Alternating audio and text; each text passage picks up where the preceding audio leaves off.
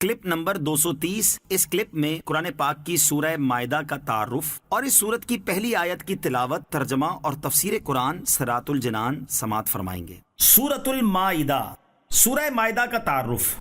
मकाम नुज़ूल, सूरह मायदा Medina Munawwara में नाजिल हुई है। अलबत्ता ये आयत अल यौम अकमलतु लकुम दीनकुम हुज्जतुल विदा के मौके पर अरफा के दिन मक्का मुकर्रमा में नाजिल हुई और सरकार दो आलम सल्लल्लाहु अलैहि वसल्लम ने खुतबा में इस आयत की तिलावत फरमाई। रुकू और आयात की तादाद, इस सूरत में 16 रुकू और 120 आयतें हैं।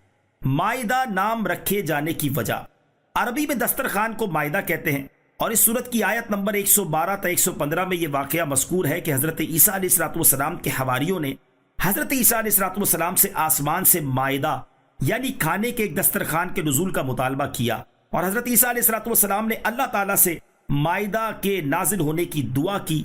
इस वाक़े की मुनासिबत से सूरत का नाम सूरह माइदा रखा गया। सूरह माइदा के फ़ज़ाइल। नंबर 1, इस सूरत की एक आयत मुबारका के बारे में हज़रत उमर फारूक रज़ियल्लाहु तआला अन्हु से मरवी है कि एक यहूदी ने उनसे कहा, ए अमीरुल मोमिनीन रज़ियल्लाहु तआला अन्हु, आप अपनी किताब में एक आयत की तिलावत करते हैं। अगर वो आयत हम यहूदियों के गिरोह पर नाजिल हुई होती तो जिस दिन ये नाजिल होती हम उस दिन को ईद बनाते।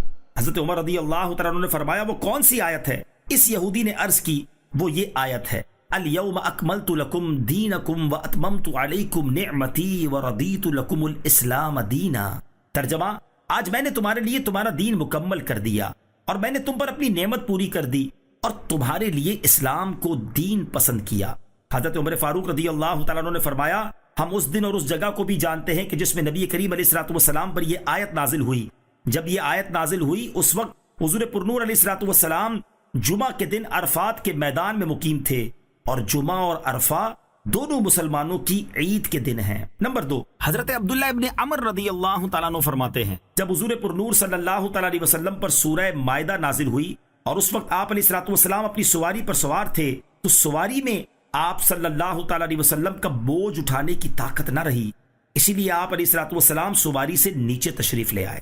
नंबर 3, हजरत मुजाहिद रज़ियल्लाहु तआला अन्हु से मरवी है, नबी करीम सल्लल्लाहु अलैहि वसल्लम ने इरशाद फरमाया, तुम अपने मर्दों को सूरह माइदा और औरतों को सूरह नूर सिखाओ। अल्लामा अब्दुल रऊफ मनावी रहमतुल्लाहि तआला अलैह फरमाते हैं, सूरह माइदा में चूंकि मर्दों के लिए बहुत ज़ज्र तौबीख डांट डपट है, इसलिए इन्हें सूरह माइदा सिखाने का हुक्म दिया गया और सूरह नूर में औरतों के लिए बहुत ज़ज्र तौबीख यानी डांट डपट है कि इसमें वाक़या इफ़क और जीनत के मकाम जाहिर करने की हुर्मत वगैरह उन चीज़ों का बयान है जो औरतों से मुताल्लिक हैं, इसलिए इन्हें सूरह नूर सिखाने का हुक्म दिया गया। बिस्मिल्लाहिर्रहमानिर्रहीम। तर्जमा, अल्लाह के नाम से शुरू जो निहायत मेहरबान रहमत वाला है। या अय्युहल्लज़ीना आमनू औफू बिलउक़ूद उहिल्लत लकुम बहीमतुल अन्आमि इल्ला मा युतला अलैकुम गैर मुहिल्लिस सैदि व अंतुम हुरुम इन्नल्लाह यहकुमु मा युरीद। तर्जमा, ऐ ईमान वालो, तमाम अहद पूरे किया करो। तुम्हारे लिए चौपाए जानवर हलाल कर दिए गए सिवाय उनके जो आगे तुम्हारे सामने बयान किए जाएंगे, लेकिन एहराम की हालत में शिकार हलाल न समझो, बेशक अल्लाह जो चाहता है हुक्म फरमाता है। औफू बिल उकूद, तमाम अहद पूरे करो। उकूद का माना अहद हैं, इन्हें पूरा करने का हुक्म दिया गया है। इससे मुराद कौन से अहद हैं, इस बारे में मुफस्सिरीन के चंद अकवाल हैं। नंबर 1, इमाम इब्ने जुरैज रहमतुल्लाहि तआला अलैह ने फरमाया कि यहाँ अहले किताब को खिताब फरमाया गया है और माना यह है कि ए अहले किताब के मोमिनों, मैंने गुज़िश्ता किताबों में सैयदुल मुरसलीन सल्लल्लाहु अलैहि वसल्लम पर ईमान लाने और आप अलैहिस्सलाम की इताअत करने के मुतालिक जो तुमसे अहद लिए हैं वो पूरे करो। नंबर 2, बाज़ मुफस्सिरीन का कौल है कि इस आयत में खिताब मोमिनीन को है, इन्हें अपने अहद पूरा करने का हुक्म दिया गया है। नंबर 3, हज़रत अब्दुल्लाह इब्न अब्बास रज़ियल्लाहु तआला अन्हुमा ने फरमाया कि इन उकूद यानी अहदों से मुराद ईमान और वो अहद हैं जो हराम और हलाल के मुतालिक कुरान पाक में लिए गए। नंबर 4, बाज़ मुफस्सिरीन का कौल है कि इसमें मोमिनीन के बाहमी मुआहदे मुराद हैं। उहिल्लत लकुम, तुम्हारे लिए हलाल कर दिए गए, यहाँ से हलाल जानवरों का बयान किया गया है। चुनांचे फरमाया कि जिनकी हुर्मत शरीयत में बयान हुई है उनके सिवा तमाम चौपाए तुम्हारे लिए हलाल किए गए। इसमें उन कुफ्फार का रद्द है जो बुतों के नाम पर छोड़े हुए जानवर बहीरा, साइबा वगैरह को हराम समझते थे اس سے معلوم ہوا کہ حرام صرف وہ ہے جسے اللہ عز و جل اور اس کے رسول صلی اللہ تعالی علیہ وسلم حرام فرما دیں۔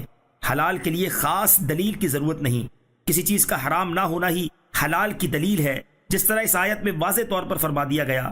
اس سے ان لوگوں کو عبرت حاصل کرنی چاہیے جو مسلمانوں کے پاکیزہ کھانوں کو ہیلے بہانوں سے حرام بلکہ شرک قرار دیتے رہتے ہیں۔ وَأَنْتُمْ حُرُمْ، اور تم حالت احرام میں ہو۔ احرام کی حالت میں خشکی کا شکار کرنا حرام ہے، جبکہ دریائی شکار جائز ہے۔ خیال رہے کہ محرم یعنی احرام والے کا شکار کیا ہوا نہ محرم کو حلال ہے نہ غیر کو، احرام خواہ حج کا ہو یا عمرے کا۔ اس صورت کے آخر میں بھی محرم کے شکار کے مسائل کا بیان آئے گا۔